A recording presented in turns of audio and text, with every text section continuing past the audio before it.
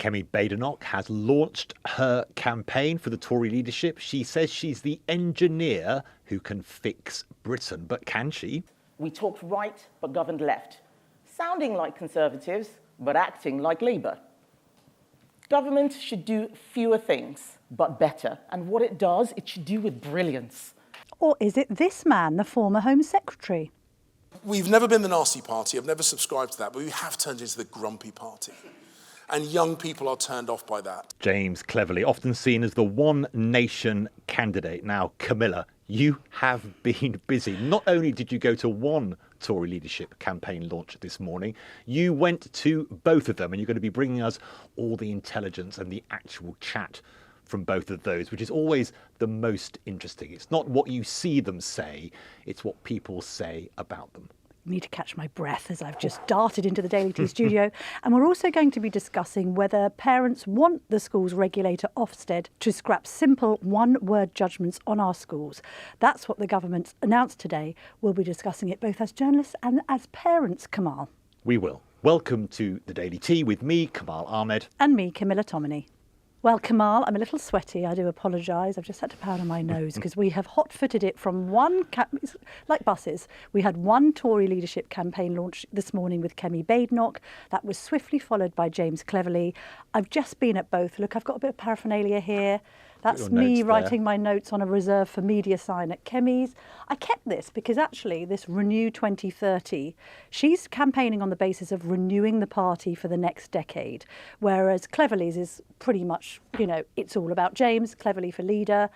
Two very different launches. Do you know what? I kept that because I left both thinking that there was only one that was likely to be the next Prime Minister should the Tories win the next election, and it's Kemi Badenoch, not James Cleverly. You listened to it. I watched it in the flesh. Kemi Badenoch's was very slick, very professional. She spoke not at a lectern, but just freely on stage with an auto cue. What she said was said with a huge amount of conviction. What I think is interesting is the Telegraph have written it up on this line that she gave, that she wouldn't cap migrant numbers. She wasn't going to give a kind of tens of thousands pledge. And she wasn't even going to commit to the ECHR because she said... leaving the ECHR, yes. Leaving the ECHR, because she said, that's where we've made mistakes in the past, making promises that we can't keep. And that's how we've written it up. And so you look at that and you sort of think, on the website, Kemi Badenoch, I won't put a number on reducing net migration.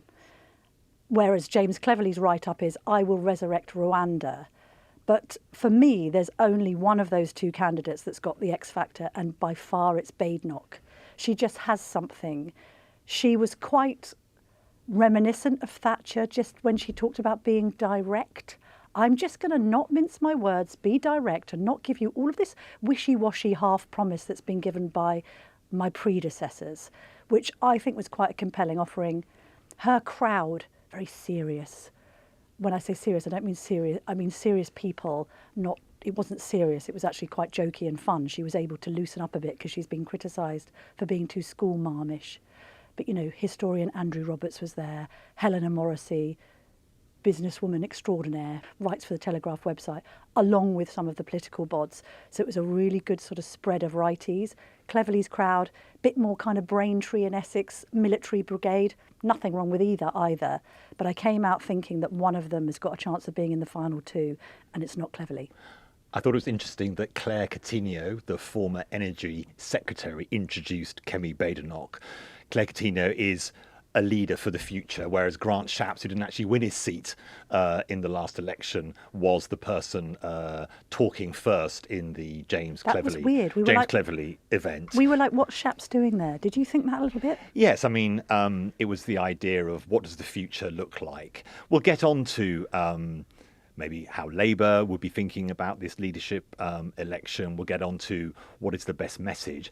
I think that James Cleverly watching it, I was watching it back here in the office, Camilla, and watching it, Kemi did land the lines that you said. She was very strong on Labour will fail. She spoke about personal responsibility, her principles, that in the end socialists run out of everyone else's money, the famous Margaret Thatcher quote. She said that citizenship had rules around it and you had to play by the rules, equality under the law. She talked about family and she talked about truth. So she laid out the principles.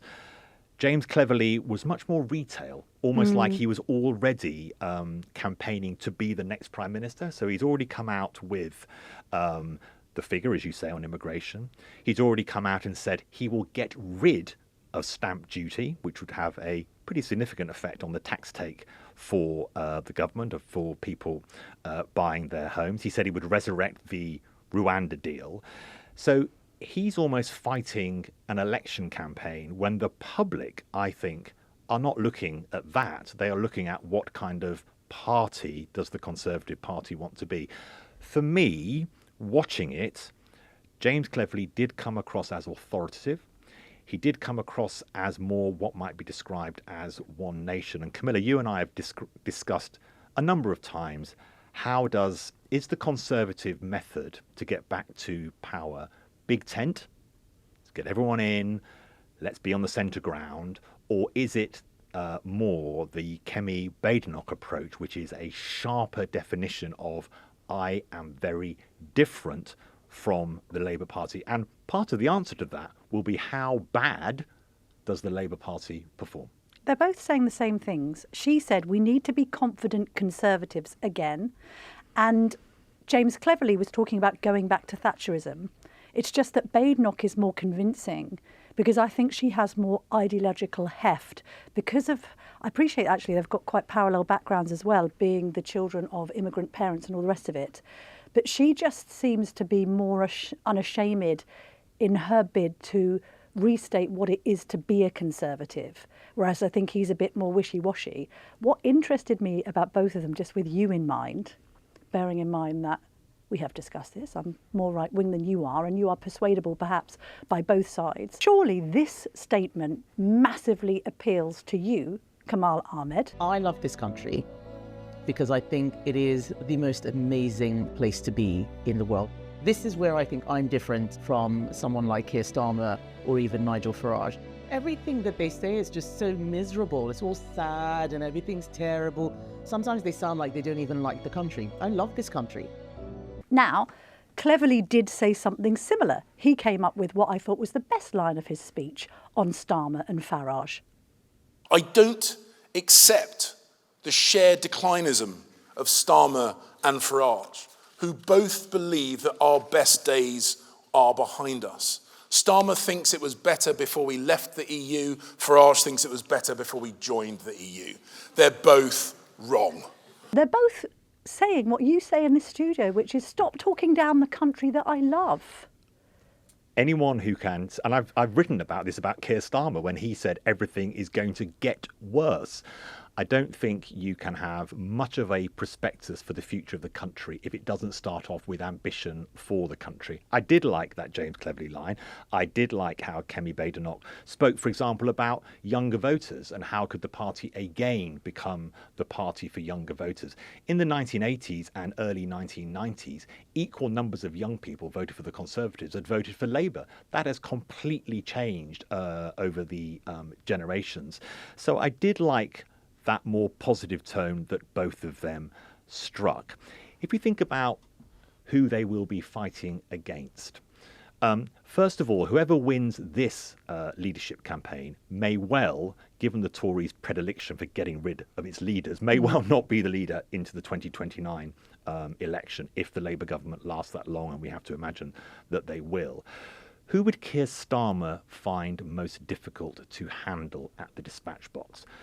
Remember, Camilla, you, when we spoke about Kemi Badenoch in earlier podcasts, saying that her performance, for example, against Angela Rayner had been so powerful because she revealed how Angela Rayner had had some of her most important, the deputy leader of the Labour Party, had had some of her most important policies nicked off her and given to, on workers' rights, and given to Rachel Reeves. And Kemi Badenoch was very forensic and about using that as an attack on Angela Rayner, and that was appreciated by the few Tory MPs who are still left. I think Keir Starmer, 61-year-old man, 62, I think actually his birthday today, I think. Happy birthday, Keir Starmer, the Prime Minister. So that's a slight grimace. Older than older than Nigel Farage is all I ever think when I think of his birthday. I think if the Conservatives are thinking about life in opposition first, rather than who is the next Prime Minister, because that's so far away for the Conservatives at this stage, I think Kemi Badenoch will be harder for Keir Starmer to get a target on.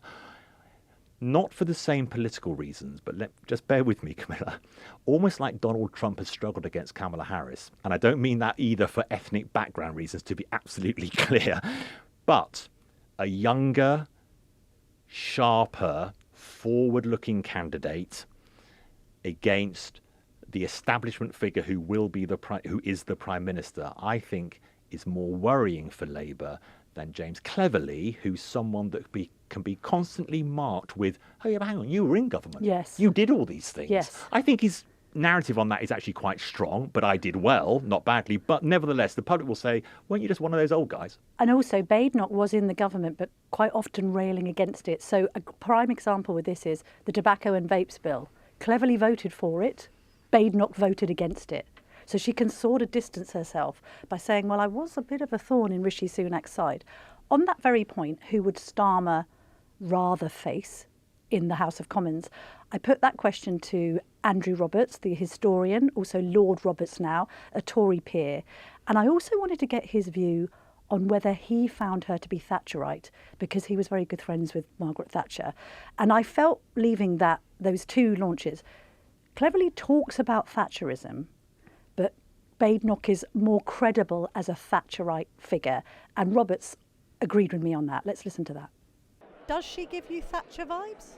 Not just the scholar of Thatcher, I knew Margaret Thatcher very well, and she appointed me to take her place on the Margaret Thatcher Archive Trust, and she certainly does. Do you know, when I was sitting there earlier, I thought I was only 12 when Margaret Thatcher became leader in 1975, and what she did was to excite politics, to send something special, a sort of electric shock into British politics, and that's exactly what I think Kemi Badenoch is doing right now. She was the only person so far in this leadership race that has talked about family.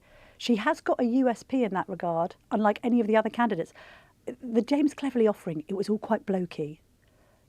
The candidate has to appeal to right-wing women as well as men. It's all very well going after the Farage vote that might be a bit more male-skewed. Actually, Badenoch, she's a young working mum, and I think she understands sort of the challenges faced by young working mums, obviously better than any other candidate. I appreciate Pretty's also got a son and all the rest of it, but I don't think she's going to go the distance as much as Badenoch. On the timing of all that, Kamal, we're going to find out 6 become 5, to quote the Spice Girls almost, on Wednesday, because there's the first vote. The current chatter is that Mel Stride, even though he's the rank outsider, has got the numbers and Priti Patel hasn't. So then you've got one woman potentially left in the race by the end of the week, which I think puts Badenoch in an even stronger position.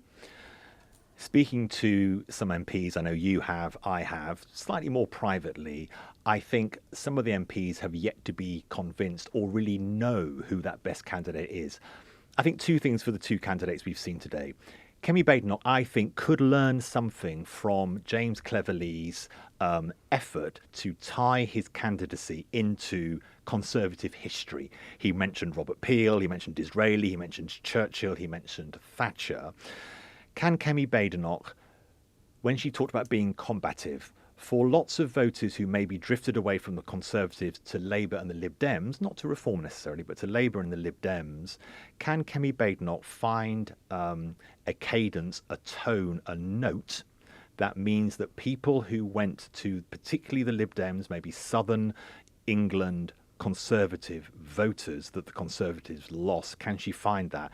And for James Cleverly, is he sharp enough to be able to say this is a real change? What Kemi Badenoch does, which is what you've pointed out, is she's a real generational change candidate. I was just going to say on Jenrick, by the way, because a lot of the talk today was it's going to be Badenoch versus Jenrick, so you'll have 2 righties in the race. Did he have a cap at his event on Sunday? Did I see a baseball cap with Bobby J on it? Bobby J. That man has never been referred to by anyone in his inner circle. He's punchy. By anyone in his inner circle as Bobby J.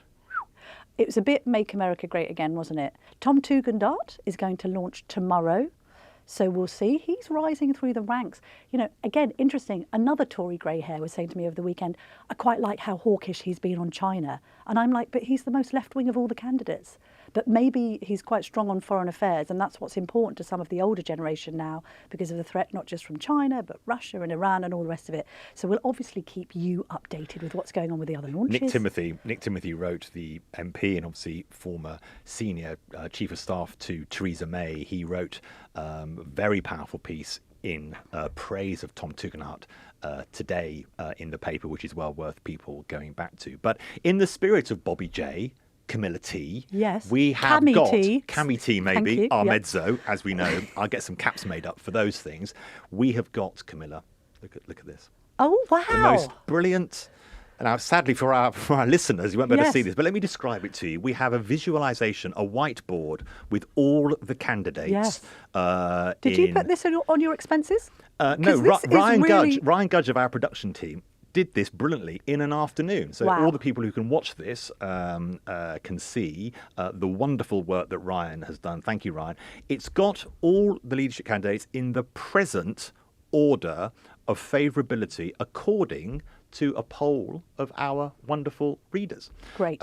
So let's have a look at that poll. So at the moment, a poll that we've taken during the day today puts Kemi Badenoch on 46% ahead of Bobby J, Robert Jenrick, better known as, Tom Tugendhat, James Cleverly, Priti Patel, and at this stage, Mel Stride falling out of the race. As you say, Camilla, this is a vote amongst MPs at this stage. All these different audiences, aren't there, Camilla? It's MPs first, then it's party, then it's nation. But I tell you what, that's a chunky lead for Badenoch. 46 plays the next second placed 16%.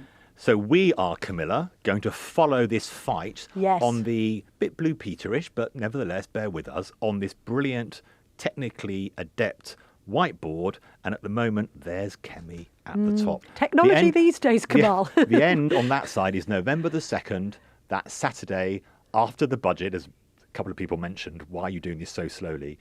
That'll be at the end of the whiteboard. Let's see which one of these 6 gets there. Do you know what I love about the photographs? They're all mid-speech. They are making Bobby J points. there looks like he's blowing out some candles on some kind of cake. James Cleverly is like going, ooh, as if he's just seen some naked photograph of somebody. So that is the politicians in action. Well done, Kamal, for that piece of work while I've been running around leadership campaign launches. You're welcome.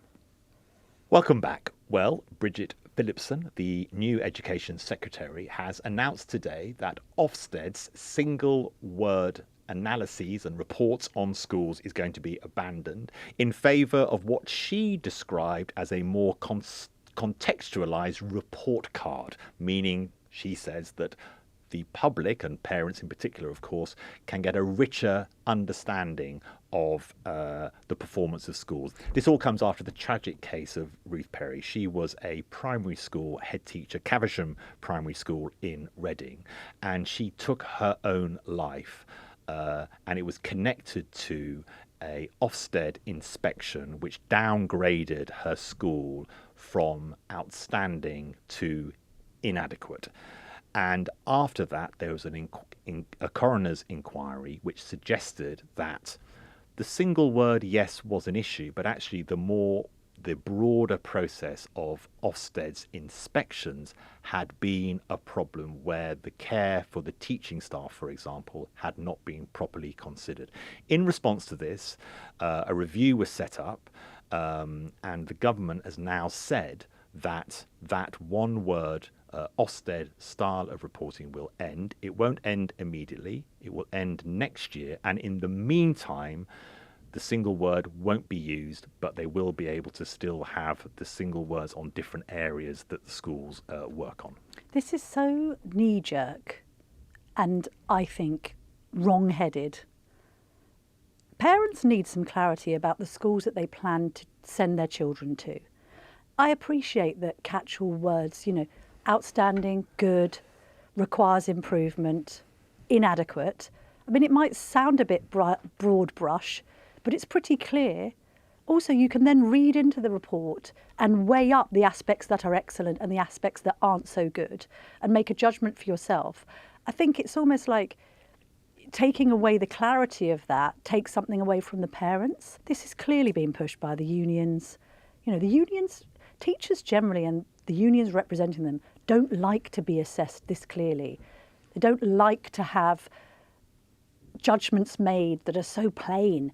You know, they're judged on the results, they're judged on the Ofsted report. But what else can parents expect? Their children are judged with grades. So the schools need to be graded. And also I find this whole argument about, I get in the Perry case, but you've pointed out something really important there, which was the concerns raised by the inquest were over the way in which Ofsted carries out these investigations.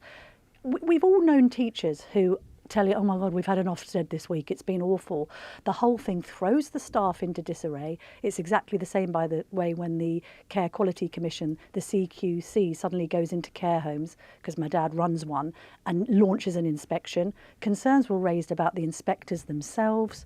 Who's inspecting the inspectors? Sometimes you find out that these people don't have any teaching experience. And you're asking yourself, well, why are you inspecting schools? There was also concerns about the arbitrary nature of that inadequate rating. If there is any safeguarding concern at all, my understanding is that you automatically get an inadequate.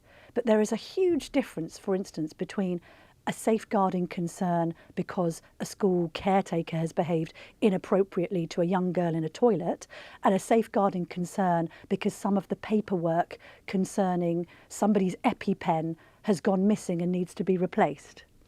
I went back to the actual... I think there's always a danger where governments of whatever colour, whether that's Labour or the Conservatives, react to a single tragic event like Ruth Perry's death, because it usually leads to bad policy. I went back to the actual coroner's report, Heidi Connor, which was published in December last year, and she says that the issues around safeguarding could have been fixed in 30 days. The school has been subsequently re-inspected by Ofsted and now has a good rating on all areas, including safeguarding. Surely there must have been a way for Ofsted to operate in that space, to give Ms. Perry and her leadership team opportunities over the 30-day period to fix the problems that they had raised. And just as you say, it was actually problems around were children being supervised in the right way in the playground? This was a relatively large primary school, over 400 pupils. Clearly, there were some questions about how the school approached, how young people were feeling, particularly outside the direct classroom. But it was clear, as the subsequent summer inspection revealed, easy to fix. Was it right that a head teacher was put through such a sense of crisis, where Ofsted, again, one of the things that Heidi Connor, the coroner, raises is that Ofsted keep all these things totally and utterly confidential and private. They don't go to them and re-engage. They don't go back and say, right, we've found some areas that you need to improve on. Here's a 30-day period. You do the work.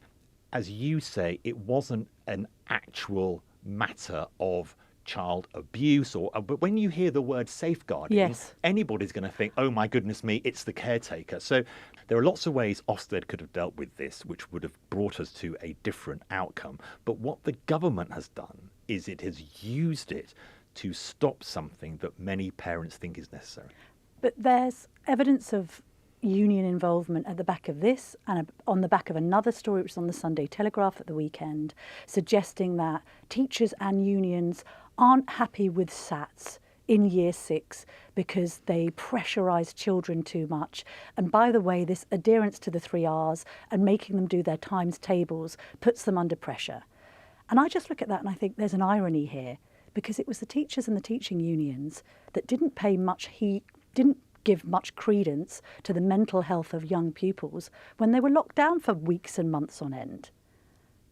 Where was the concern there? Where's the concern for the government, by the way, for private school pupils whose parents can no longer afford the fees and are now being taken away from all of their friends and the school that they know and love and placed in and placed in the state sector. I'm sorry to make it unpopular. Is the mental health of all children in the UK important, or just the mental health of publics, or just the mental health of state school pupils?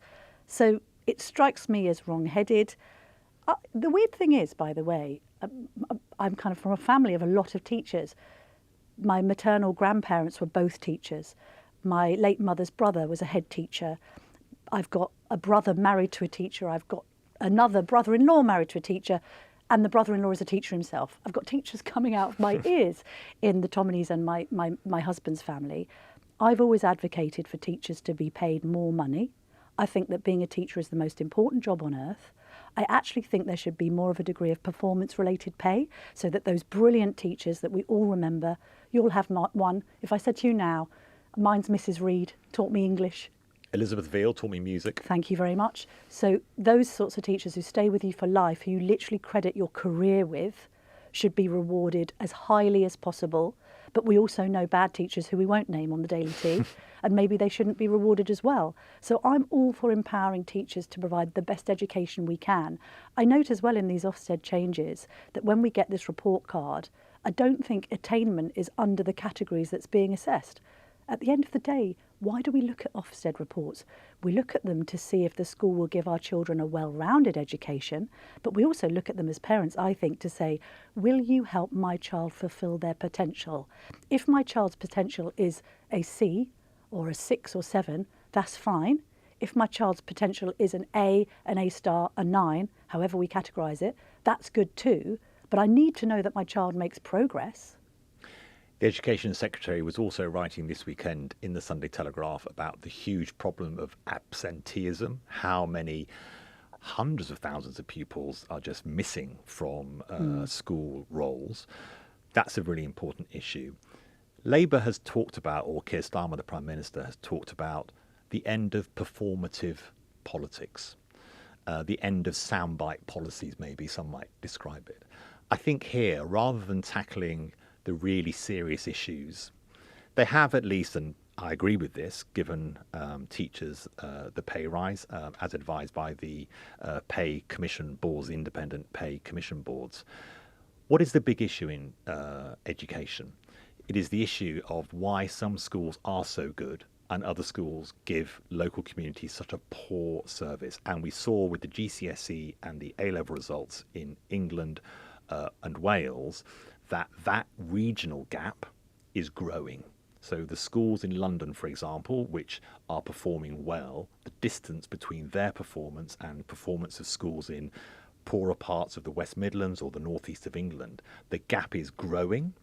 That is serious policy work. You have to professionalise the teaching industry. You have to give much, much more support. I think you have to consider regional pay bands to encourage teachers or encourage the market to bring strong teachers to different parts of the country.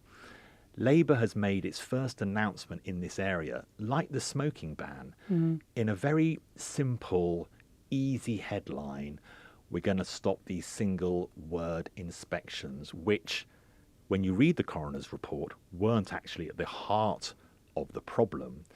And rather than dealing with the hard yards of policy, they have plenty of time not to send these constant signals of, we're doing these things, but are we really doing the deep policy work? I think Labour is going to have to think seriously about what does it mean by the end of performative politics, because what a lot of the voters are going to be seeing is performative politics, and then the criticism, as you say, Camilla, is why.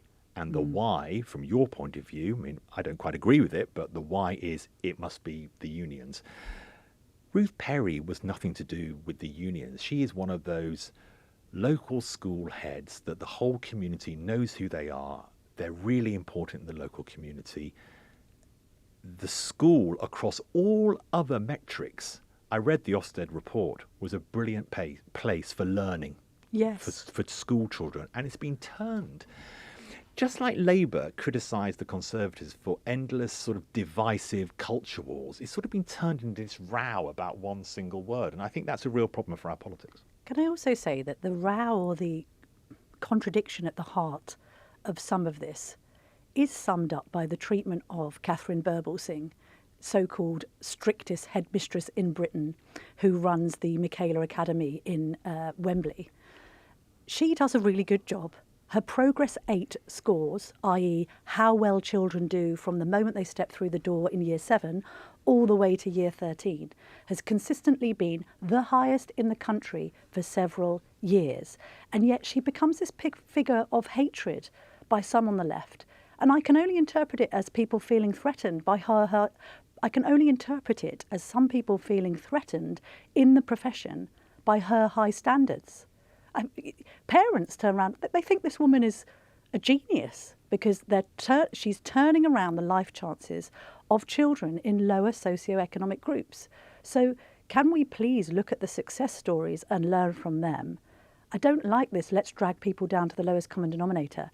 Interestingly, Labour's doing all this, and the one things that the Tories can be credited for, I appreciate they've made a lot of mistakes, is the improvement in our reading and writing skills in this country. You know, we have been topping league tables, particularly when it comes to reading.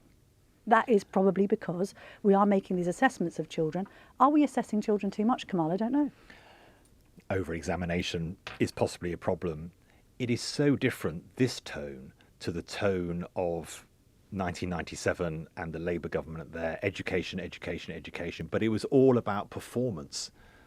It was the Labour government that brought in academies. It was the Labour government that allowed schools to separate themselves from the local authority, from local authority delivery, because there were many people within the then Labour camp who understood the need for reform. There were too many coasting schools. There were too many schools that blamed lack of money for poor education when that wasn't really the reason. It was actually poor teaching. I, like you, want to support great teachers, but we also need to ensure that standards are powerfully put in place. In the 1980s, we got league tables. Labour doubled down on league tables after 1997. Now we are seeing it is constantly becoming harder for parents to really judge how good is my local school and how do I test it against other schools. How do I know that my school in the northeast of England is as good as that very good state school in London? I really feel, Camilla, with James Cleverly, Kemi Badenoch, we've had Priti Patel, we've got Tom Tugendhat coming up.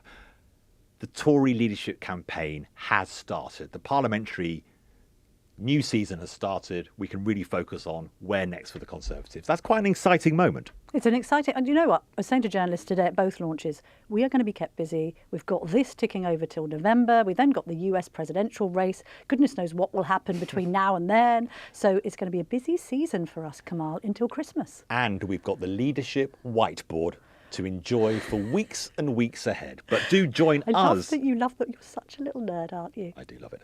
Do join us tomorrow, 5 o'clock.